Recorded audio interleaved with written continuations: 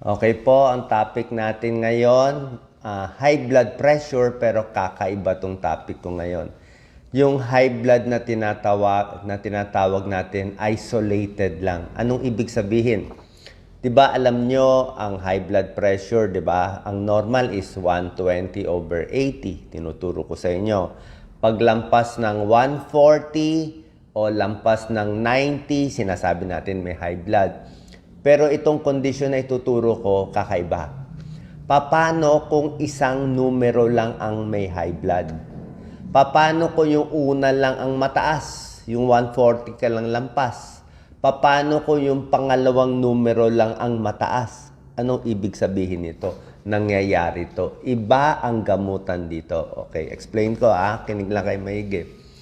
For example, ang blood pressure ay 180/70. 180 ang taas, 70 normal. Ano tawag doon? Ang tawag doon, yung unang number lang mataas Kaya tawag doon, isolated systolic hypertension. Ibang tao yon, ibang dahilan yon, ibang gamutan doon.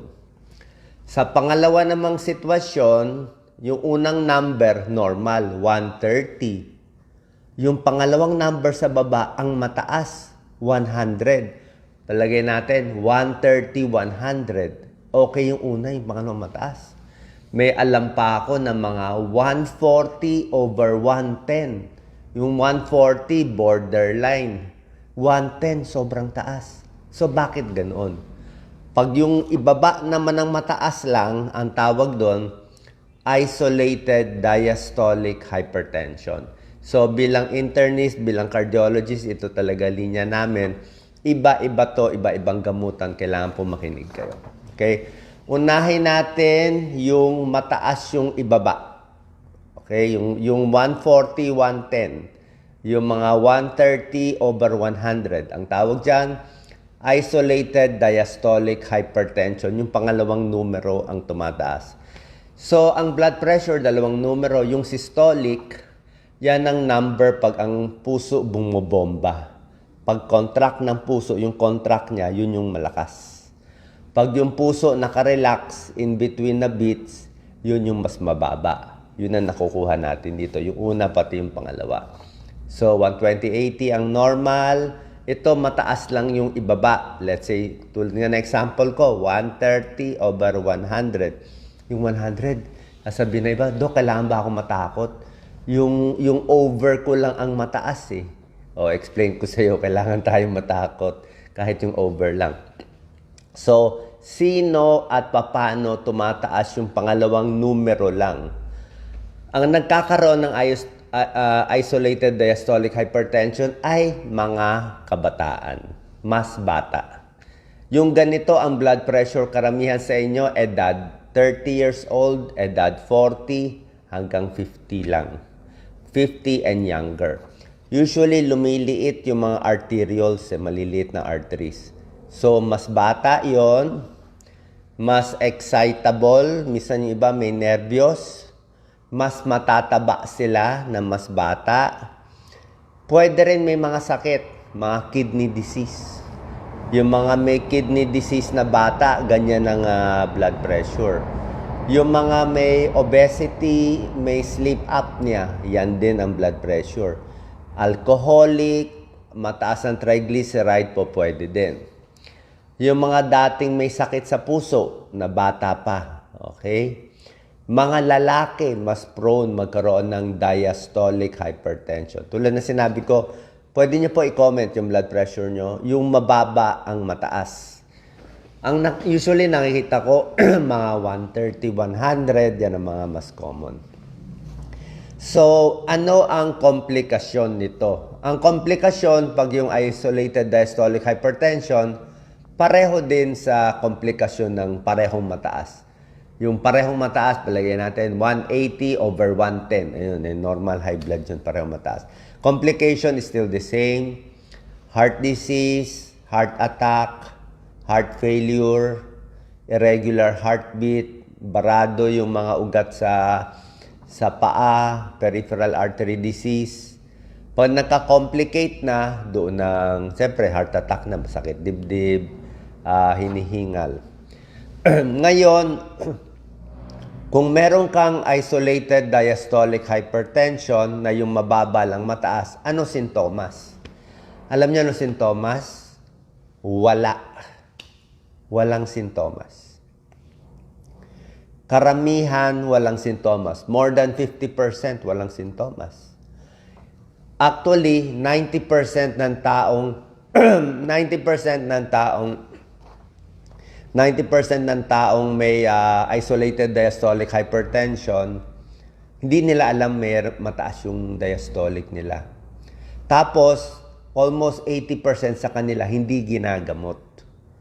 Kasi minsan yung doktor hindi rin ganun ka-aggressive gumamo sabihin, yung isang number lang naman mataas, hayaan muna natin. Pero hindi po tama yon. Dapat ginagamot.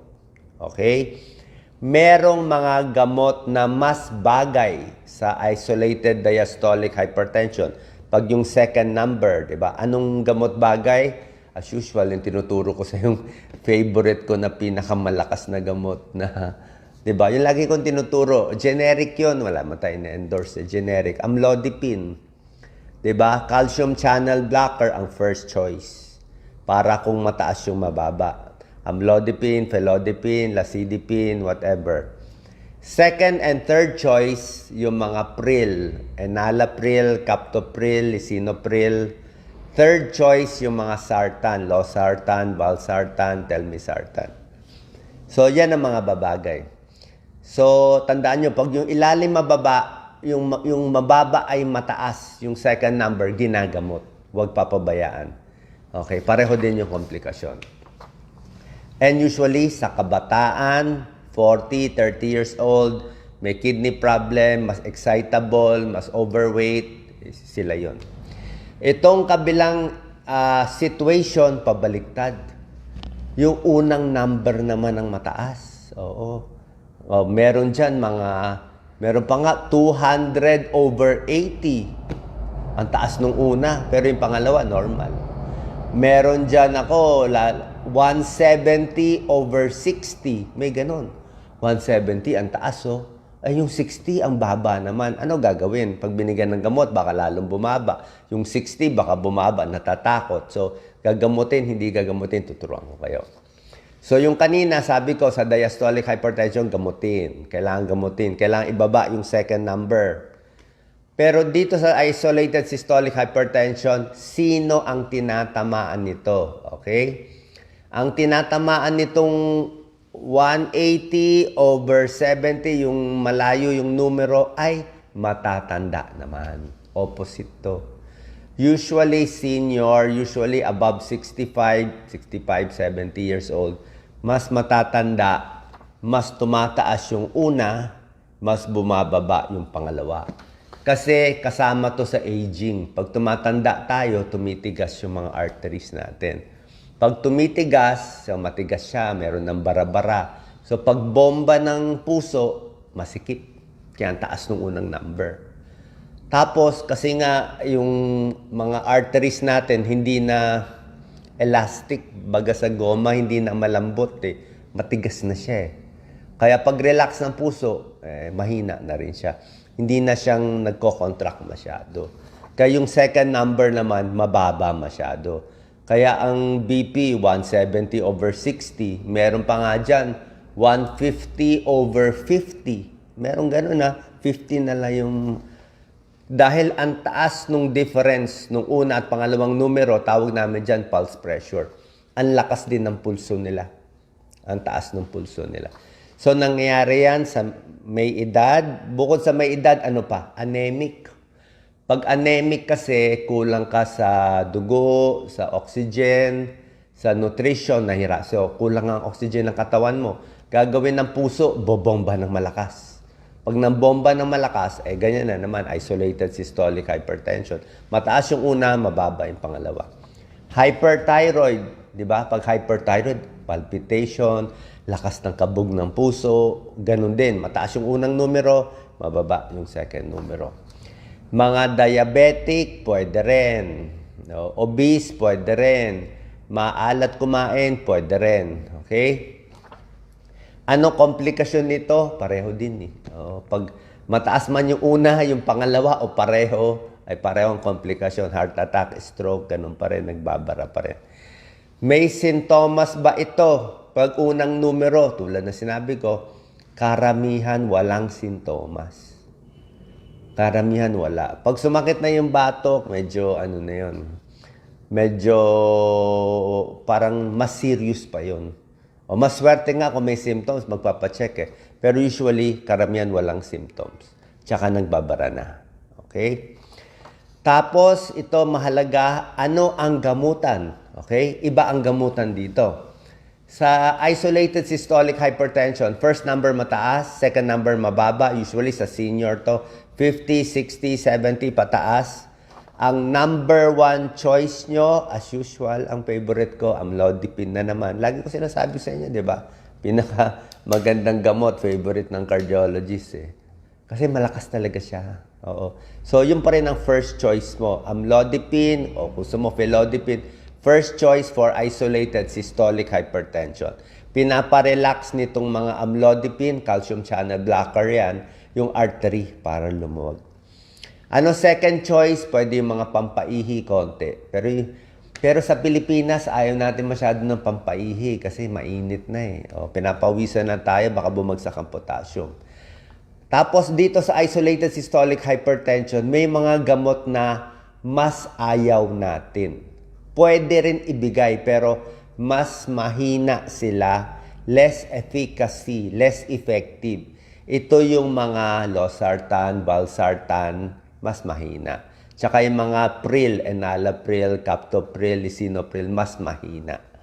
Diba, lagi ko naman sinasabi sa inyo, mas mahina talaga siya. Anong ibig sabihin mas mahina?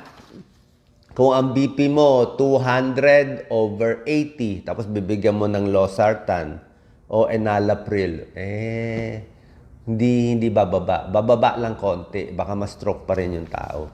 Diba? Kaya pag ganito, gusto mo amlodipine, 5 mg, 10 mg. Pag hindi nakuha, tsaka mo combine ng iba. Kasi mas malakas yung isa eh. Gusto mo makontrol. Isa pa, sa may edad, tama yung ayaw natin masyado ibaba yung blood pressure. Pero pag ganitong 180/80, kailangan mo pa rin ibaba. 180 is too high. Siguro kung ayaw mo ibaba ng 130, kahit mga 150 o 140, at least maibaba mo siya. Kasi hindi natin alam kung kailan tataas eh. Isa pa, kailangan i-check yung blood pressure pag pagod, pag nakarelax, pwede sa umaga.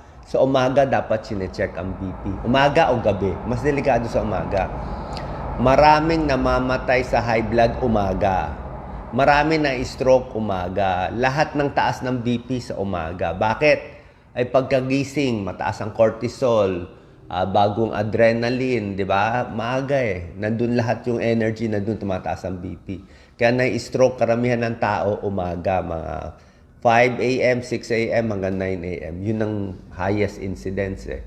Kaya doon rin chinecheck yung BP, doon tumataas. Kaya itong mga gamot, mas maganda nga sa gabi iniinom. Pag sa gabi, at least sa umaga, controlled ka.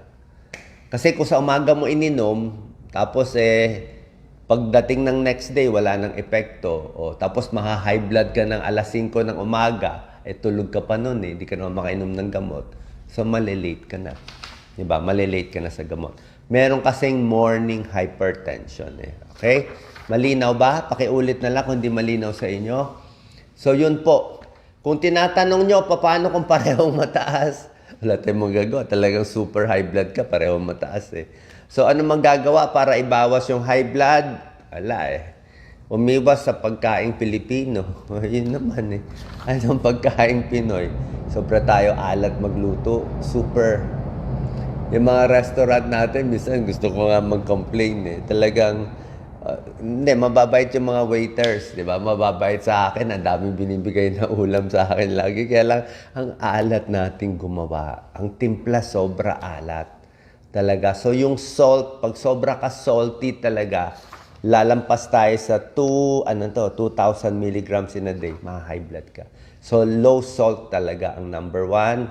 bawas timbang, bawas stress, syempre, sigarilyo, alak, tigil, di ba? Tapos syempre itong mga gamot napakahalaga.